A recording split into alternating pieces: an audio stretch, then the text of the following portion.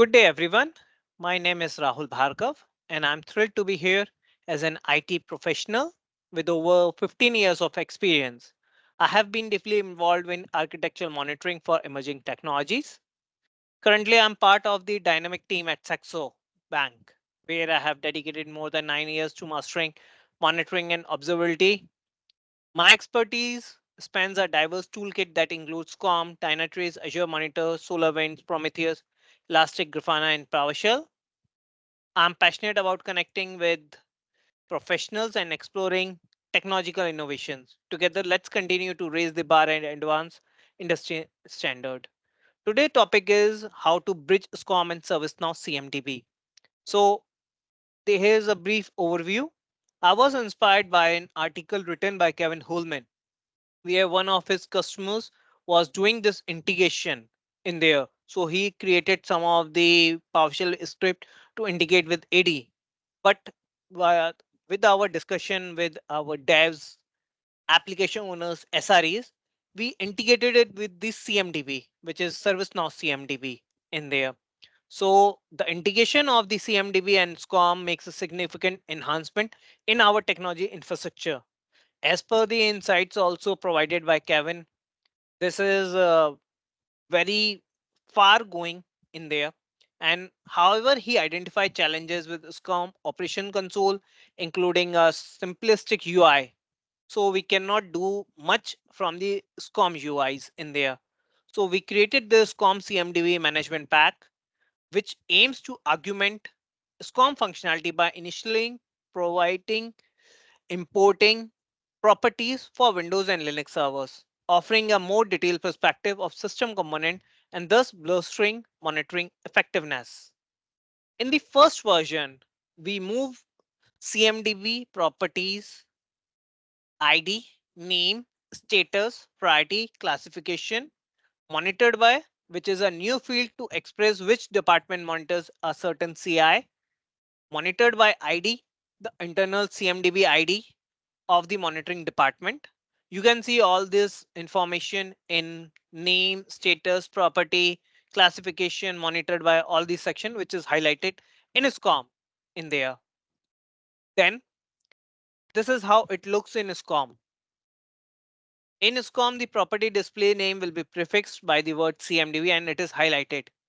You can see the most important properties are production and then the CMDB priority as critical, then monitored by ITBS HQ, which is one of the teams which where our application are getting monitored.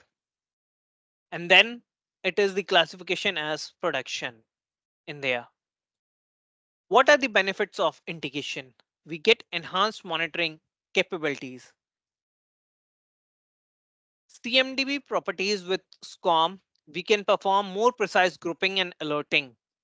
This integration significantly improves the monitoring of system components, ensuring that we are always on top of our system in health.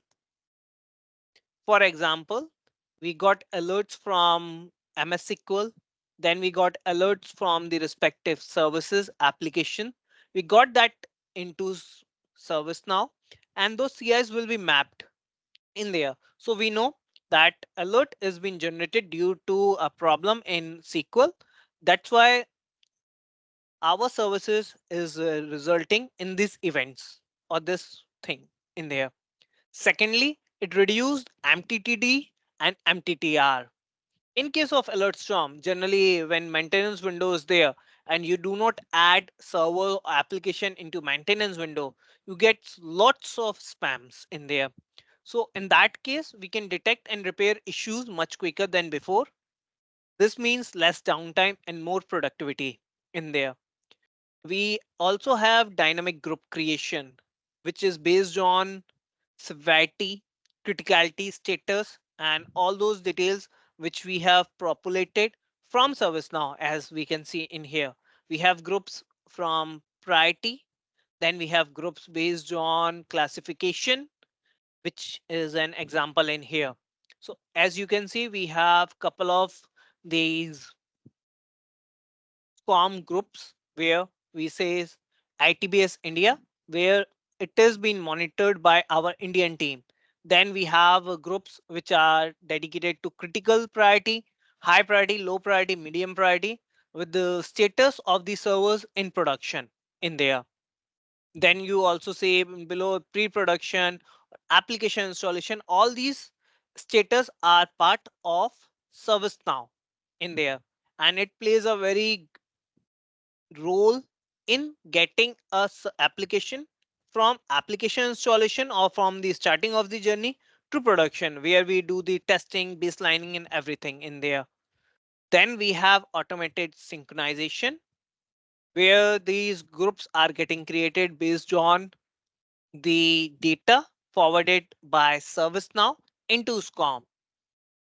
And then we have PowerShell scripts, which runs every hour or half an hour, whatever schedule we set up. We will look more when we move into the demo, where I will display the PowerShell and the management packs to have a look in that section. Also, we have, based on these things, we can prioritize incidents, SCOM alerts with CMDB priorities. Our SREs are being able to focus on business. We have different type of application. We help different vendors as well, which are white label clients from the bank side. So dedicated teams or dedicated devs can see their specific alerts, specific monitoring proactively on their dashboards in there. And then based on that, we often have strategic discussions that encourage the exploration of various scenarios in which these strategies could be applied.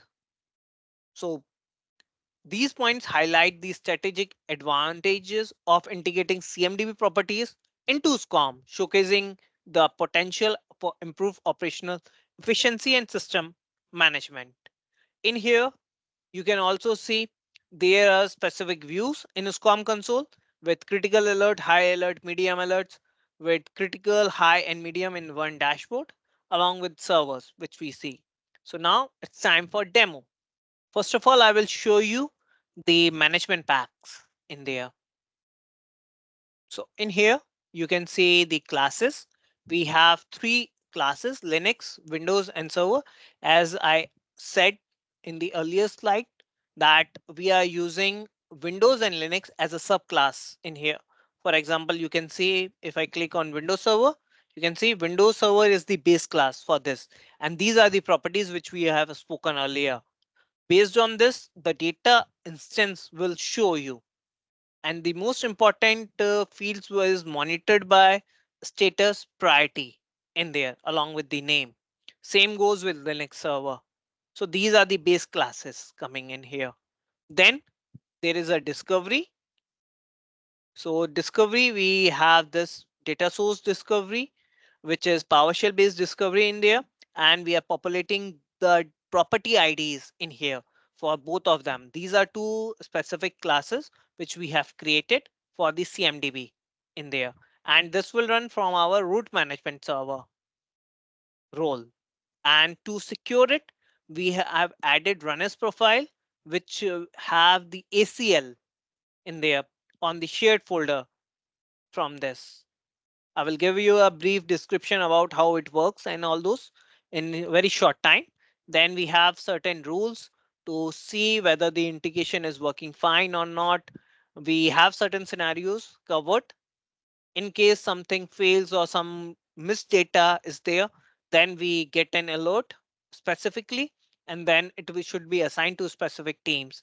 And then also on top of it, we have some monitors based on the event level in there. If those event displays are there, then you get alert and we will be notified that the integration is broken in there.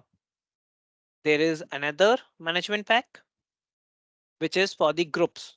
So the first thing is it works on this group. It does the discovery based on PowerShell, populate the data in these classes. And once these classes are there, then it moves into the group section, which is here. So in this CMDB group, we have certain classes, which base class we have taken as instance group for all of them in there. And you can see there are quite a number of these classes which are there. Then we have discoveries, and then we target on those specific groups or classes in here, which we have created earlier. And with this, you can see group and then property, which is production, and then equals to high. This is status and the priority taken from these particular classes. And we are populating it in here with the Linux, Windows. If we look at something as application install, it will say status is application install monitored by particular ID. OID is there. This is the system ID for that monitored by team, which we are also populating in there. So how does this magic works?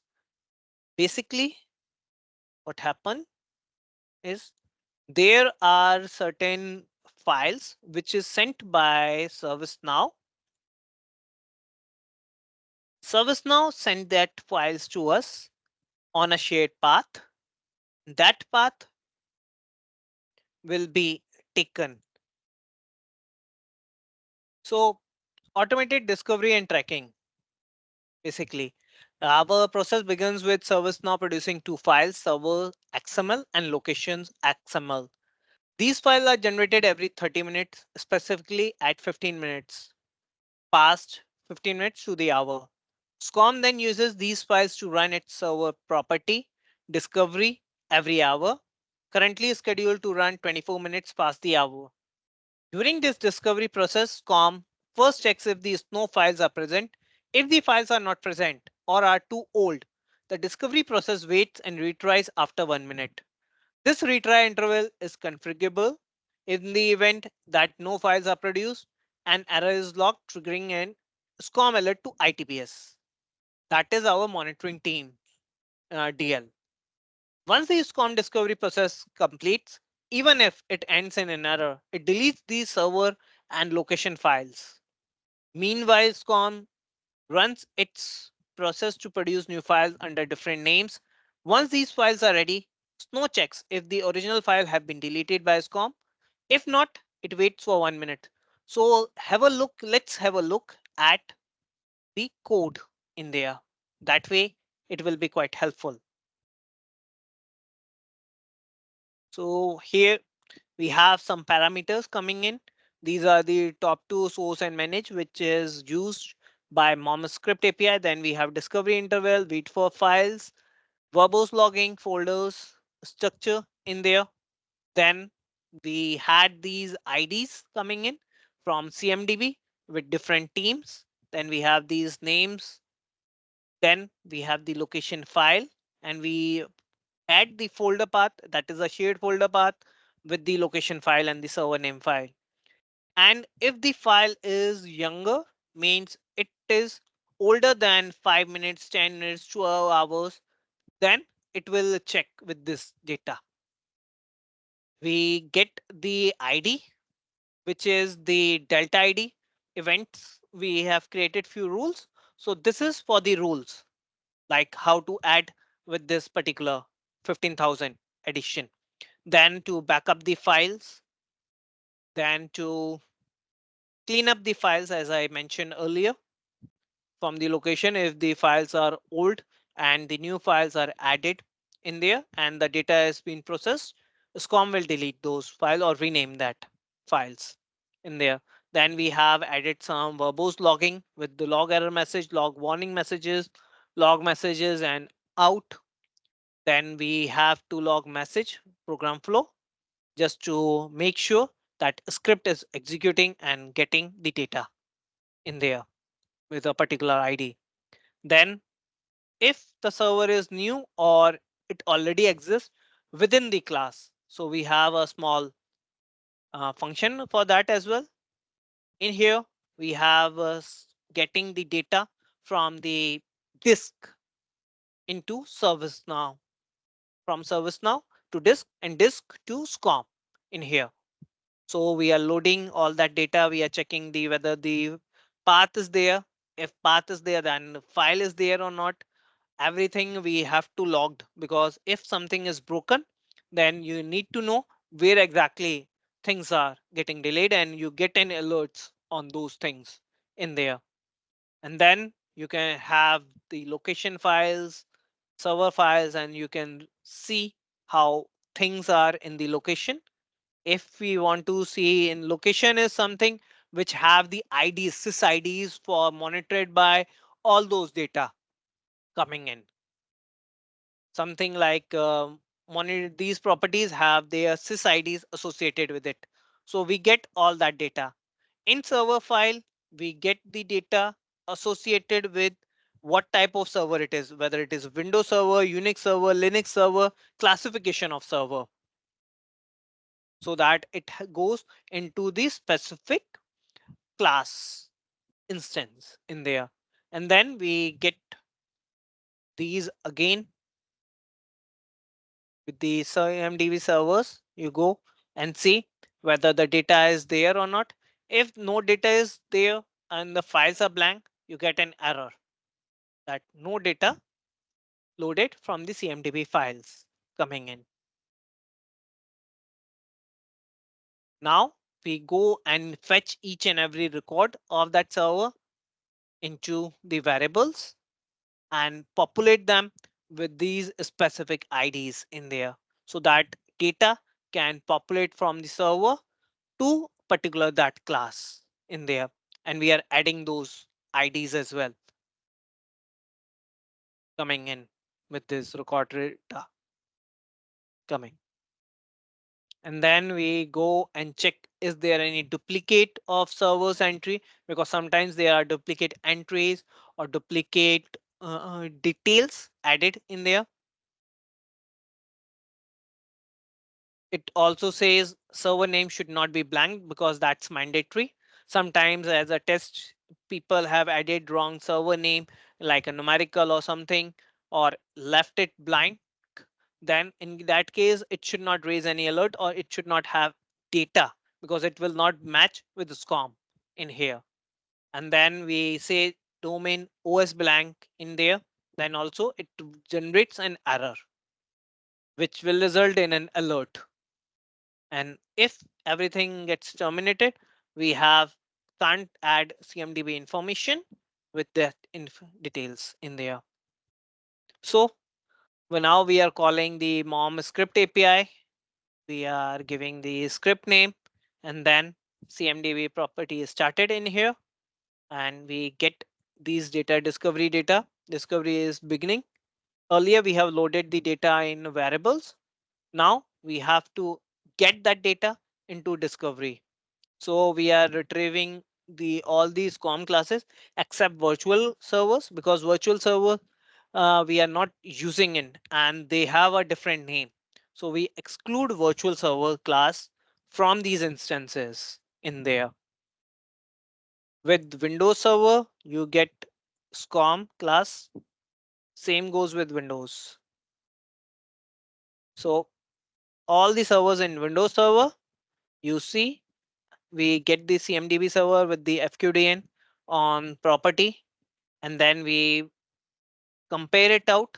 If there is any CMDB server data associated with it, then it populates those properties within that instance of particular class, which we have seen CMDB type class in there.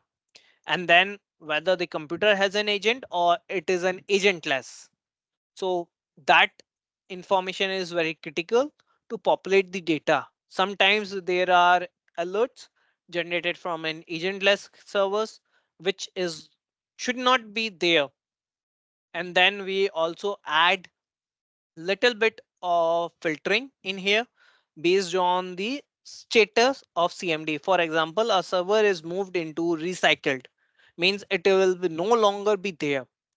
Still, that server can get into SCOM or remain in SCOM because the removal script runs on every 24 hours. Or sometime if it fails, or if there are some orphan entries, then those alerts will be in our monitoring team views.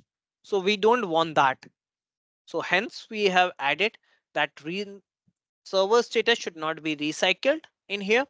and the instance, if it is not recycled, then the instance will be added, otherwise it won't be added.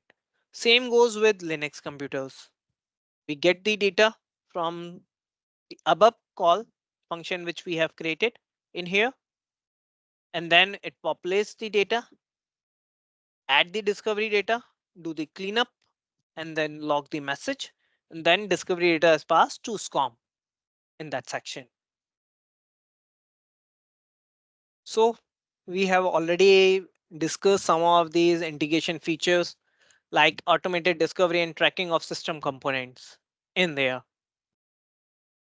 If the server state is changed or modified, we know that it has been changed, and we only monitor servers which are in production. If the server is in application installation or shutdown or recycle, then we do not monitor it in there. Synchronization of CMDB and SCOM data. Every hour, data from ServiceNow is sent to SCOM and it gets processed. If somehow it gets failed, then the monitoring will not be on real time basis. Means alert will be there in SCOM, but it will not go to the relevant monitoring team views, which result in an issue. For if all the alerts will go in there generally, then also there is an issue. So this filtering is ultimate important for our team to work better and faster and to reduce MTTD and MTTR in there.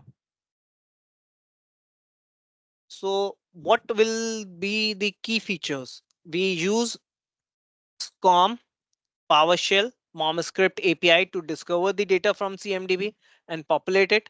Exclude certain servers which have recycled or shut down or something in there. We can automate those data as well. If we look at the implementation strategy, how we come up with this overall integration process and how we made it more mature. So this integration is designed to facilitate a seamless file exchange mechanism, ensuring that server data remains current through a bi-hourly update schedule from Snow and hourly discovery by SCOM. We have implemented a robust verification system within SCOM to check the existence and currency of Snow files with error logging and alert triggers for any discrepancy. We have introduced a process for the purging of XML files post discovery to eliminate data redundancy and a renaming convention for new files created by SCOM. A selective filtering system within SCOM has been also employed to enhance the discovery process, like recycled or not having servers from the application installation or some other way. On the security front, we have forfeited the protection of CMDB data files with access control list and established a CMDB server property discovery runners profile. This profile is linked to a runner's account with the necessary permissions, ensuring secure data handling with adhering to best practices for optional integrity in the environment. The account is also part of specialized operator group, which further align with our security and operational protocols in there.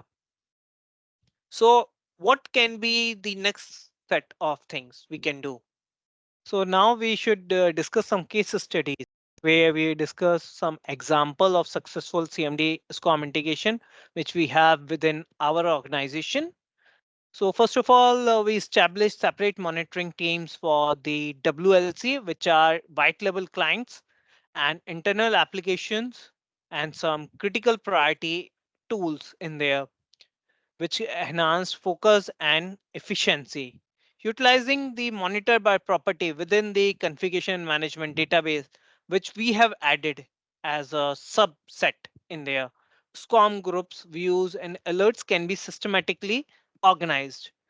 Automation is also a play which we have used, like in maintaining operational continuity, we have added Ansible workplace. We have used ServiceNow Flow Analyzer. To give you an example, we integrate SCOM agent with ServiceNow to automate their addition or removal When server transition to a recycle state is a strategic move. Then during maintenance window, leveraging properties to initiate SCOM maintenance mode minimizes disruptions and maintains service quality. Then integration of Snow with SCOM can streamline incident management as well. For example, when an alert is triggered, Snow Flow Analyzer can be employed to set up diagnostic, remediation, and task job, which are TFS integration tasks to be shown to the developers as a bug or as a user story or as a task. Further enhanced by Snow modules for Ansible, like to automate anything, to do some work on Linux server, to clean up directories, or to show or to generate some memory dump. We used these modules in there. This proactive approach ensures that incidents are not only detected but also resolved efficiently. There are certain other examples, like if one very common example is for disk space management. Implementing a low disk alert system is crucial because it can consume all the application resources, and it can lag or create request timeout, fail requests, all those things. In our organization, some of these microservices or services or application can log 5 GB, 10 GB within 2 minutes or 3 minutes in there when there is lots of requests coming in. So we can configure PowerShell based, like to check the largest files which are consuming this space, automate processes to clear cache like SCM and temporary files, clear files which are older than a specific date or time.